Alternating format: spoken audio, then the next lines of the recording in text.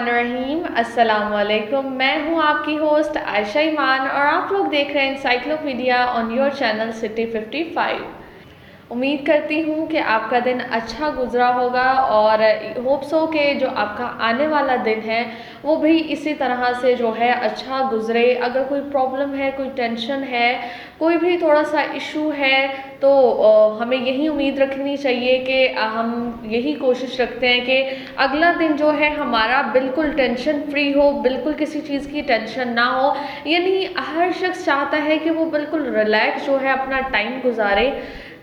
वक्त की अगर हम बात करें तो वक्त हमारे लिए बड़ा ज़रूरी है कि हर चीज़ जो है हमें मिल जाती है, लेकिन वक्त जो है एक यानी ऐसी चीज़ है जो यानी दोबारा नहीं आ सकती। एक वक्त गुजर गया है, वो लम्हा गुजर गया, वो दोबारा लम्हा वापस नहीं आएगा, क्योंकि ये जो वक्त है ना ये किसी के लिए रुकता नहीं है।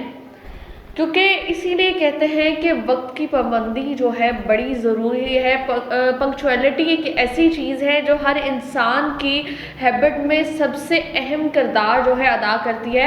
एक सक्सेसफुल इंसान की अगर हम बात करें तो उसका मेन जो पार्ट होता है ना उसकी सक्सेस का, तो सबसे ज़्यादा उसका मेन पार्ट जो होता है वो पंक्चुअलिटी का होता है, उसके टाइम टेबल का होता है। बिकॉज उसने हर टाइम टेबल जो है वो अपना सेट किया होता है, एक स्केड्यूल जो है वो बनवाया होता है या बनाया होता है कि मुझे किस वक्त क्या करना है, कितने बजे मुझे उठना है, नेक्स्ट मुझे क्या मीटिंग करनी है, किस टाइम मुझे क्या काम करना है।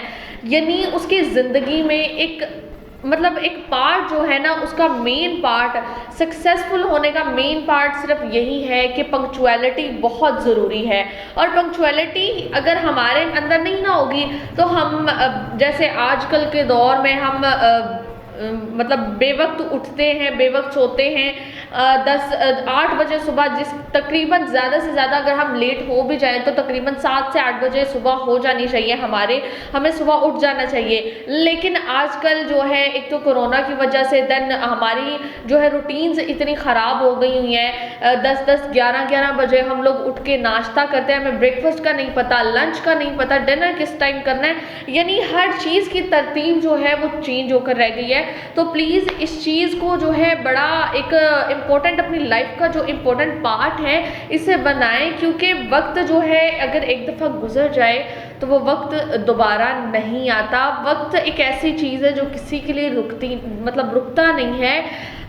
हर चीज़ वक्त के मुताबिक करें, क्योंकि आप अगर पंक्चुअल होंगे ना तो एक तो आपकी पंक्चुअलिटी आपको हर काम में जो है आसानी देगी। दूसरा, आप में पंक्चुअलिटी के साथ साथ आपकी जो आगे जनरेशन है वो भी पंक्चुअल मतलब बनने की कोशिश करेगी। क्योंकि एक यानी हम यही देखते हैं ना कि अगर हमें कोई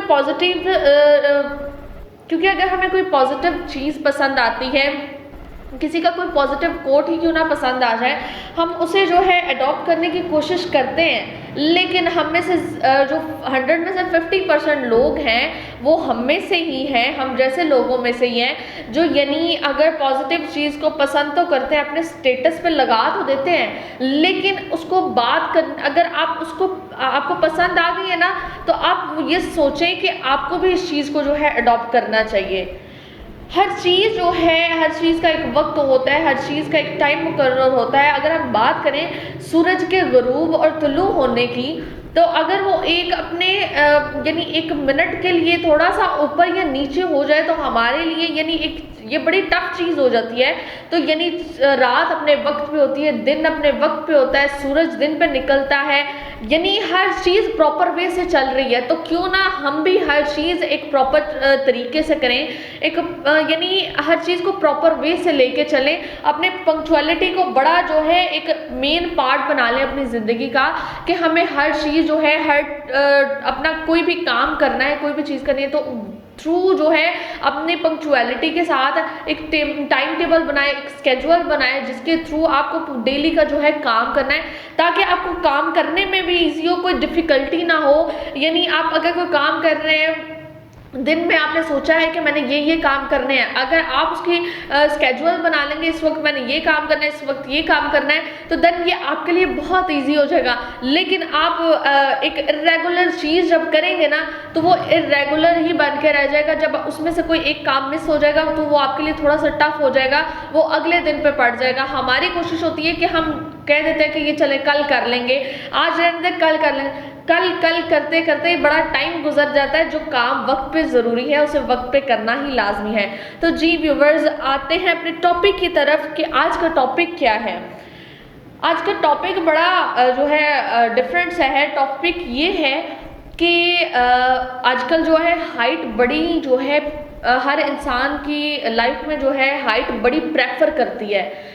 यानी इंसान का कद छोटा है या बड़ा है, बड़ा प्रेफर करता है। ख़ास तौर पे अगर आप किसी जॉब के लिए जाते हैं, यानी मेन थिंग जो है, आप अगर आर्मी में जाते हैं तो उसमें बड़ा ये रोल प्ले करती है आपकी हाइट। हाइट आपकी अगर अच्छी है तो आपको जो है सिलेक्शन दी जाएगी। कम से कम 5.2 तक जो है फीमेल्स के लिए और 5.34 जो है मेल्स के लिए जो है हाइट प्रेफर की जाती है।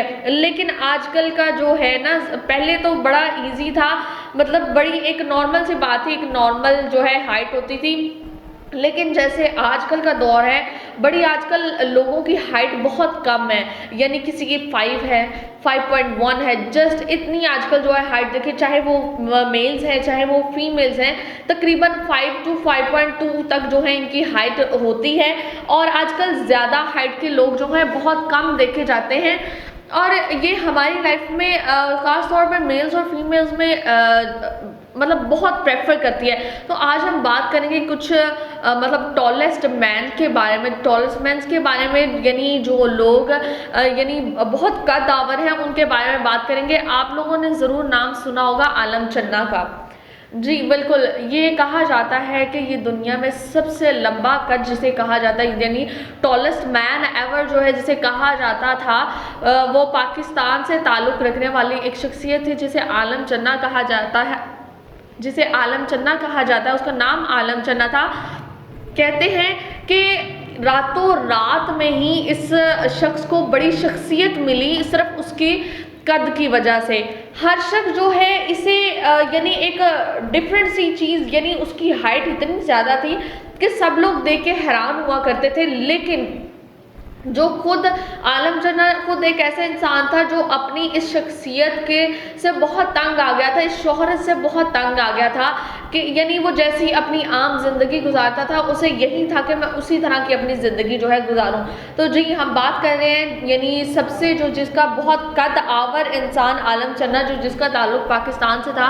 आज हम उसके बारे में जो है थोड़ी डिटेल से बात करेंगे, कहाँ से ताल्लुक़ रखता था, किस तरह से जो है इनको इस चीज़ का जो है अवार्ड दिया गया और गिनीज वर्ल्ड बुक में जो है इनका नाम लिखवाया गया, यानी इनका नेम जो है ऐड किया गया।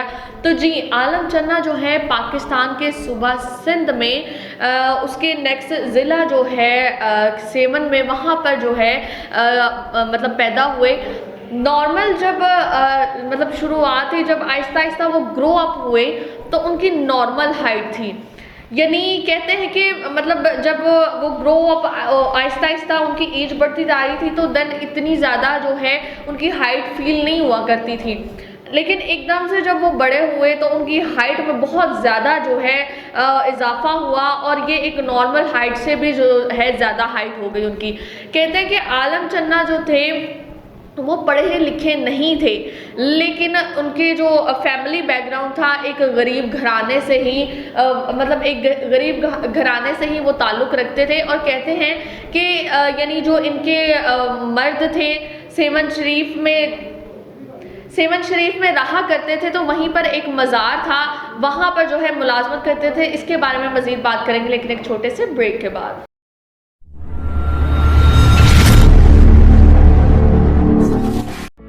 The best institute in the region, ELI Academy is now offering spoken English and IELTS classes. ELI is well equipped with all the modern facilities. Learn English with real British and American accents. Get your desired bands in IELTS with our special notes. British Council trained trainers. We have commenced our session. for FA, BA and MA English. Korea में मुलाजमत का सुनहरी मौका। Korean जुबान सीखें new old syllabus और grammar के साथ। अनकरीब होने वाले टेस्ट की तैयारी सिलेबस के मुताबिक करवाएं। ELI एकेडमी, ना एजेंट, ना सिफारिश, ना रिश्वत। OEC से 5 साल का फ्री वर्क वीजा हासिल करें, जिससे महाना 2.5 लाख से 3 लाख रुपए तक कमा सकते हैं। ELI Academy, Korean language instructor Mohammad Imran Ansari. Address ELI Academy, Mumtaz Market, Main GT Road, opposite चेजब, गुजरावाला।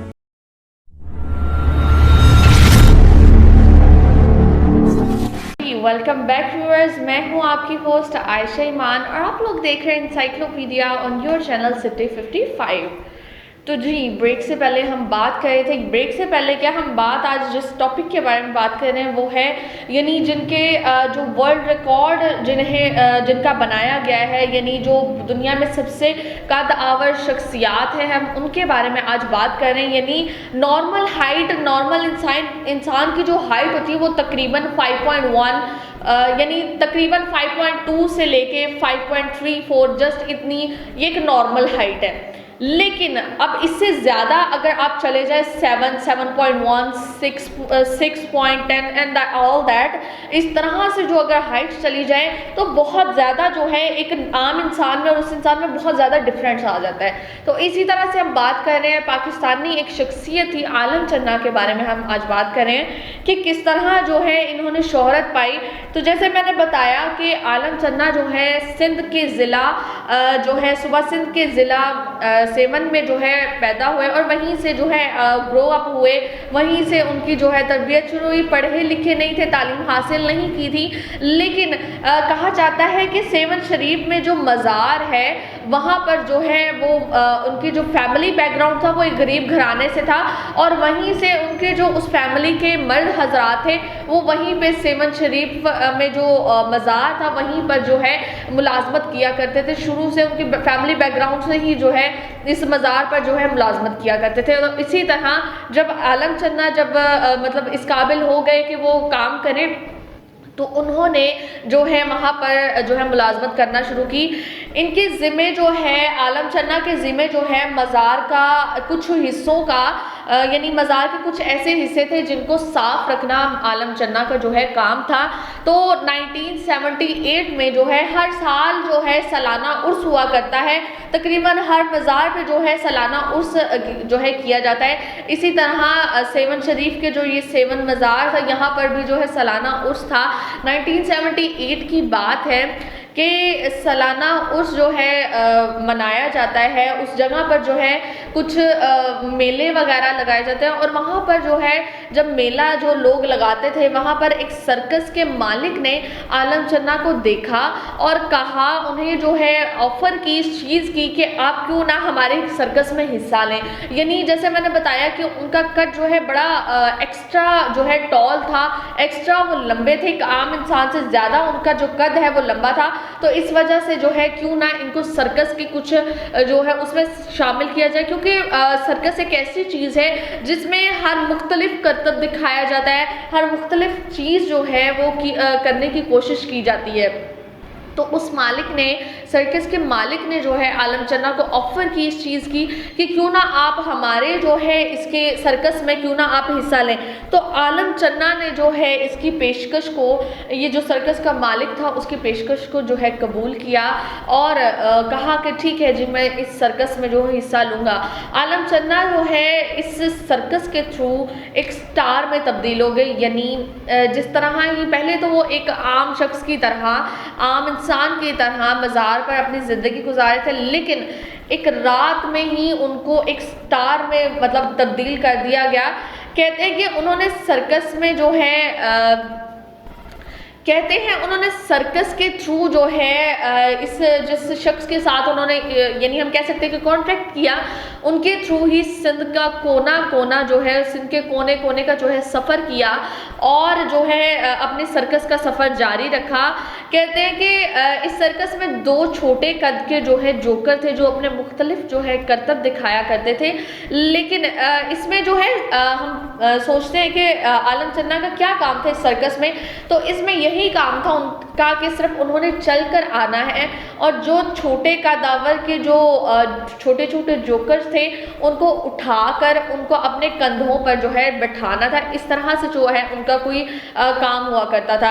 हस्बे मामूल जो है वो रोज़ जोकर जो है अपने करतब दिखा रहे, और आलम चन्ना जो है अपनी उनकी एक डिफरेंट ही, जैसे मैंने बताया कि एंट्री थी कि वो चलते हुए अंदर आते और इन जोकर्स को जो है अपने हाथों पर उठाते, यानी जैसे मैंने बताया कि जिस तरह वो कदावर थे, हाथ भी लंबे लंबे, पाँव भी लंबे लंबे और उनकी जो है हाइट भी लंबी, यानी हर उनकी जिसामत के हिसाब से, उनके बॉडी फीचर्स के हिसाब से उनकी हर चीज़ जो है लंबी ही थी।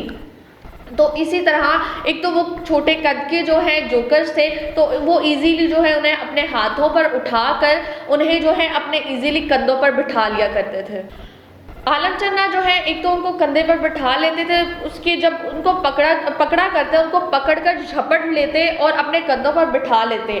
कहते हैं कि 1981 में जो है एक शख्स आलम चन्ना को जो है सर्कस में मिला, यानी वो कोई हम कह सकते हैं कि बाहर के फॉरेन कंट्री से एक टूरिस्ट जो है इस यानी अक्सर आते हैं टूरिस्ट देखने इन जगहों को, इन मज़ारों को, पाकिस्तान के मुख्तलिफ सकाफ़त, कल्चर, ट्रेडिशनल चीज़ों को देखने आते हैं। तो वहीं पर जो है उस वक्त एक शख्स की जो मुलाकात है वो आलम चन्ना से हुई। वो देखकर वो जो शख्स था वो आलम चन्ना को देखकर बड़ा हैरान हुआ और इसने जो है आलम चन्ना को 1981 में देखकर कुछ तस्वीर उसके साथ बनवाई।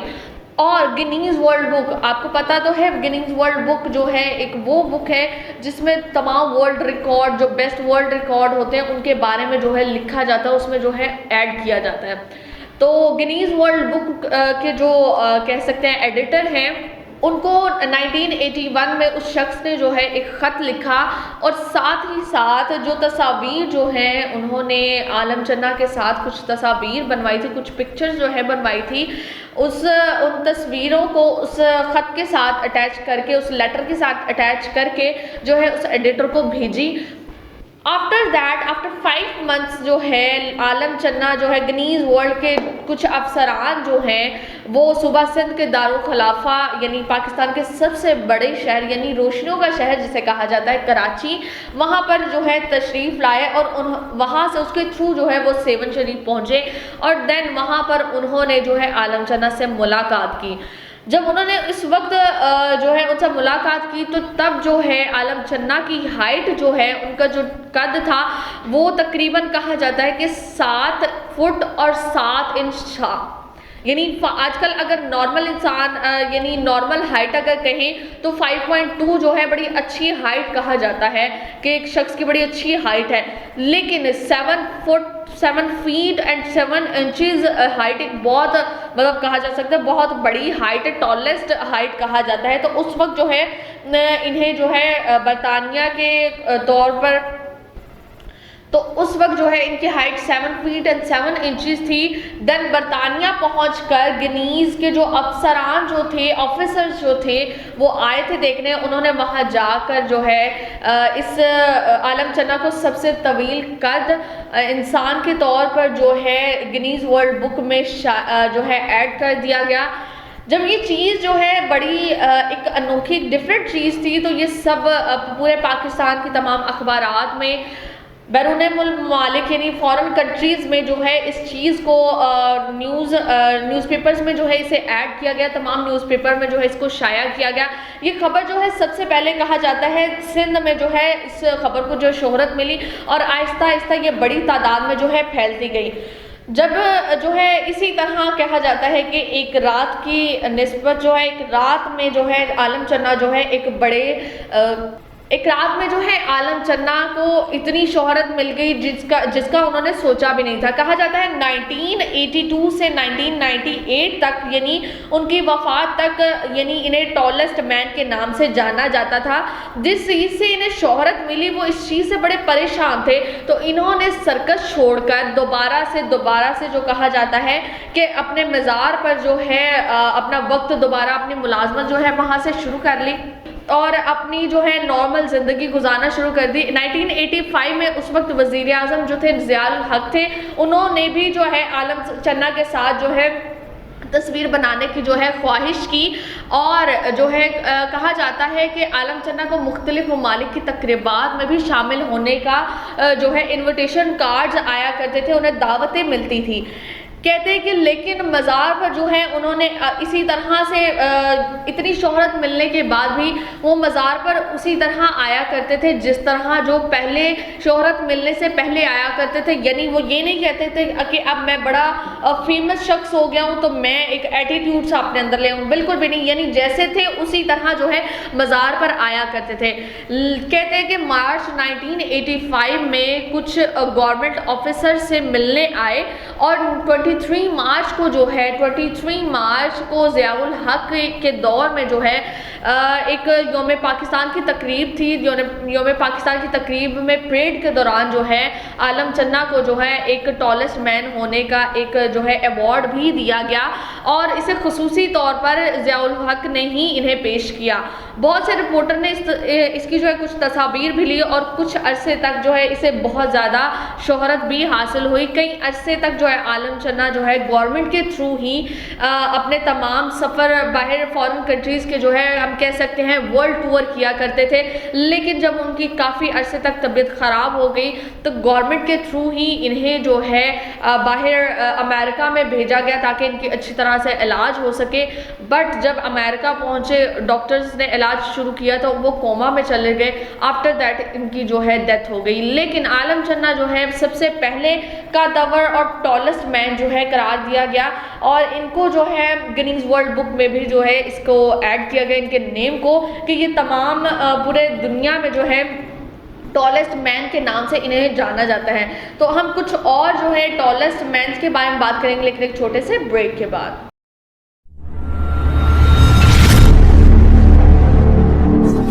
जी वेलकम बैक व्यूवर्स, मैं हूं आपकी होस्ट आयशा ईमान और आप लोग देख रहे हैं encyclopedia on your channel city 55। तो व्यूवर्स आजकल हाइट तो है जो है बड़ी एक इम्पोर्टेंट पार्ट रखती है, चाहे वो मेल है चाहे वो फीमेल है। यानी एक मतलब हाइट जो है बड़ी कह सकते हैं कि खूबसूरती का बड़ा एक अहम हिस्सा है।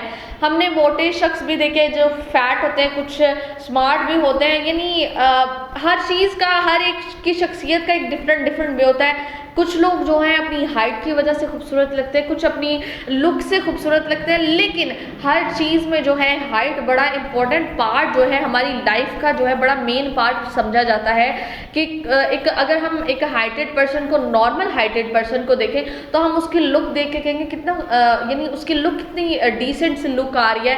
अगर हमारा पहनावा अच्छा होगा, हम देखने में अच्छे लगेंगे तो दूसरा इंसान जो है वो बड़ा अट्रैक्ट हमें बहुत जो है हमें कहेगा, वो अट्रैक्ट हमारी तरफ अट्रैक्ट होगा कि यानी देखने में कितना डिसेंट जो है शख्स है, डिसेंट सी मेल या फीमेल है।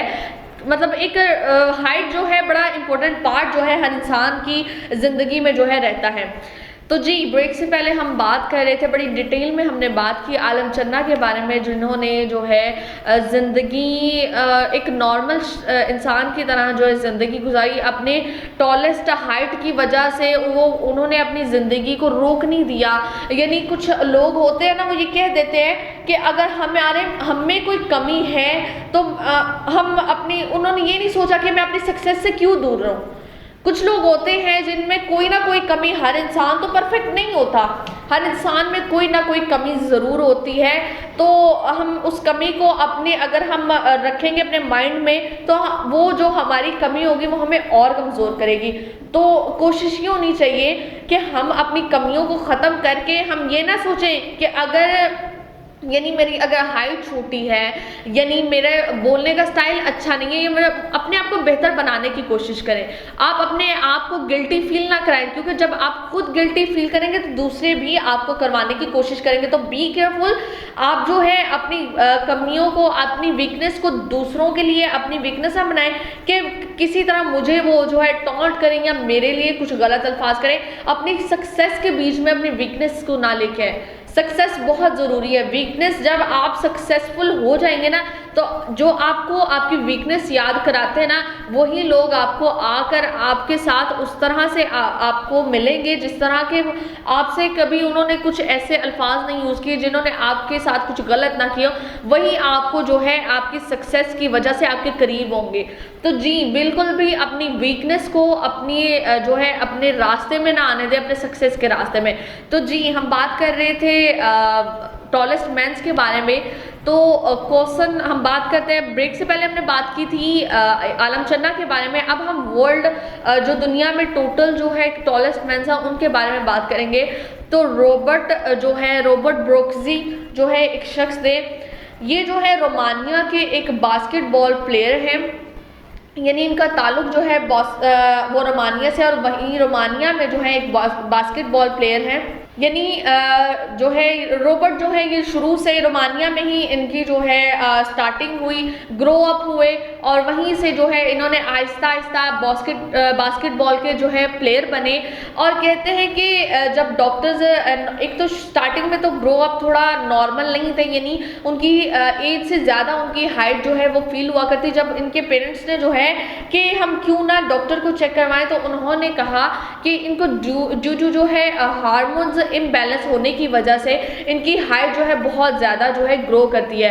कहते हैं कि ये जो रॉबर्ट हैं, ये जो है तकरीबन 5 ज़ुबानें जो हैं बोल सकते हैं, 5 मुख्तलिफ ज़ुबानें जो हैं बोल सकते हैं। कहते हैं कि इनकी अनयूजुअल हाइट की वजह से इन्होंने अपनी, जैसे मैंने बात की कि हम अपनी सक्सेस में जो है अपनी वीकनेस को ना लेके आए, तो इसी तरह ये भी वही इसी तरह से शख्स थे कि एक बास्केटबॉल प्लेयर है कि वो अपनी वीकनेस एक मतलब एक्स्ट्रा अनयूजुअल हाइट को अपनी वीकनेस उन्होंने बनाई नहीं। उन्होंने अपने कामयाब होने में अपनी अनयूजुअल हाइट को बिल्कुल भी अपना वीक पॉइंट नहीं बनाया। उन्होंने इसी तरह से जो है अपनी लाइफ जो है प्रॉपरली ईजीली जो है गुजारी।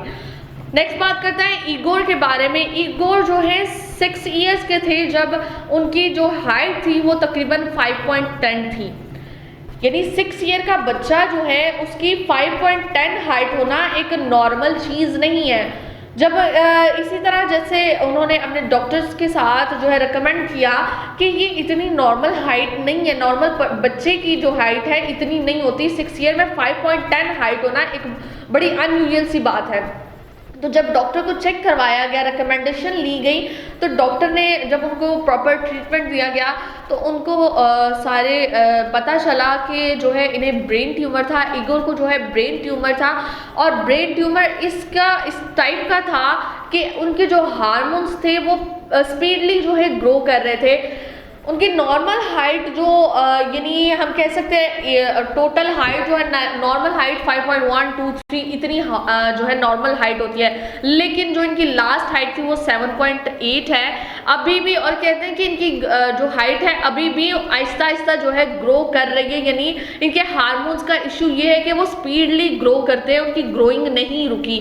तो हाइट इशू इनके इस वजह से, एक तो हाइट इशू ये था कि उनको अपने जूते, अपने कपड़े जो है खुद बनवाया करते थे, और ये बड़ी टफ चीज़ है। लेकिन हर चीज़ यहीं पे ख़त्म नहीं हो जाती, यानी हर एक जितने भी इन शख्सियात की अगर मैं बात कर रही हूँ, इन्होंने कोई भी अपनी वीकनेस पॉइंट को अपनी सक्सेस में नहीं लाया। तो नेक्स्ट बात करते हैं राजेश कुमार की। राजेश कुमार जो है एक इंडियन जो है पुलिस ऑफिसर हैं, ये एक ट्रैफिक पुलिस में जो है ये काम करते हैं। कहते हैं कि इनकी हाइट जो है वो तकरीबन 7.4 है। इनकी ख़ास बात क्या है?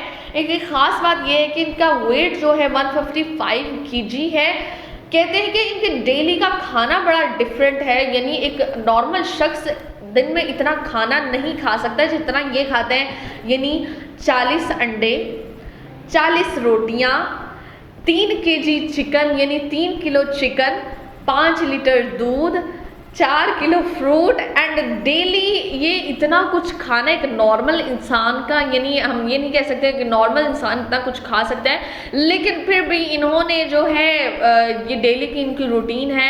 इनकी हाइट जो है कहा जाता है 7.4 है और इनके हाइट की वजह से इनको कहा जाता है कि खाते भी बहुत ज़्यादा हैं। आपने सुन तो लिया होगा 40 एग्स, मतलब एक नॉर्मल इंसान के लिए एक अंडा खाना ही बड़ा मुश्किल काम है। और ये 40 अंडे, 40 रोटियां, 3 किलो चिकन, 5 लीटर दूध और 4 किलो फ्रूट अकेले जो है एक दिन में खाते हैं।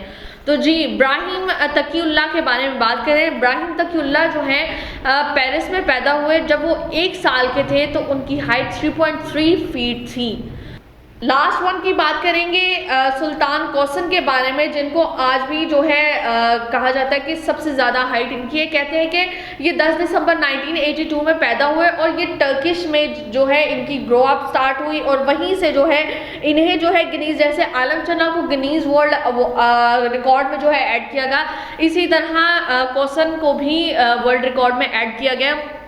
इनको जो है टॉलेस्ट लिविंग मैन जो है कहा जाता है। इनकी जो हाइट है वो 251 सेंटीमीटर यानी 8 फीट एंड 2.82 इंचेस जो है इनकी लास्ट हाइट है।